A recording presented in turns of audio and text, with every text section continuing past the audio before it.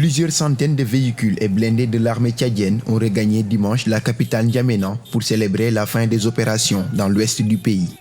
Selon le chef d'état-major général des forces armées, la situation est revenue à la normale et des rebelles qui avaient lancé une offensive dans la région administrative du Nord Kanem ont été capturés avec leurs armes et équipements.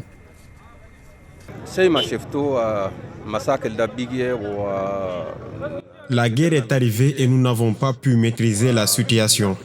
Nous avons amené les prisonniers et du matériel. Nous avons nettoyé les lieux et il n'y a plus rien maintenant.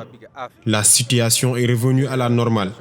À la population, je voudrais dire, soyez tranquilles, il n'y a plus rien.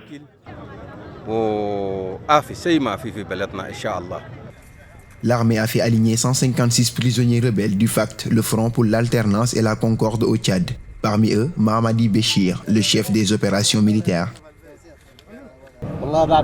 J'adresse un message à mes frères qui souffrent à la rébellion.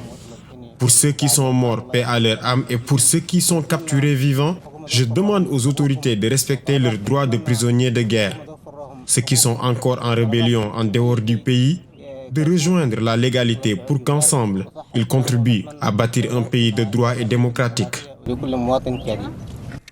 Pour rappel, les combats ont débuté le 11 avril, jour de l'élection présidentielle au cours de laquelle Idriss Déby Itno avait été réélu pour la 6e fois consécutive.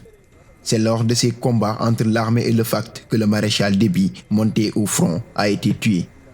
Basé depuis sa création en 2016 dans le sud de la Libye, le Front pour l'alternance et la concorde au Tchad et ses colonnes de pick-up sont d'abord descendus à partir du 11 avril vers le sud, en franchissant la frontière Libye-Tchad, puis sont passés par le Niger avant de revenir au Tchad dans le Kanem.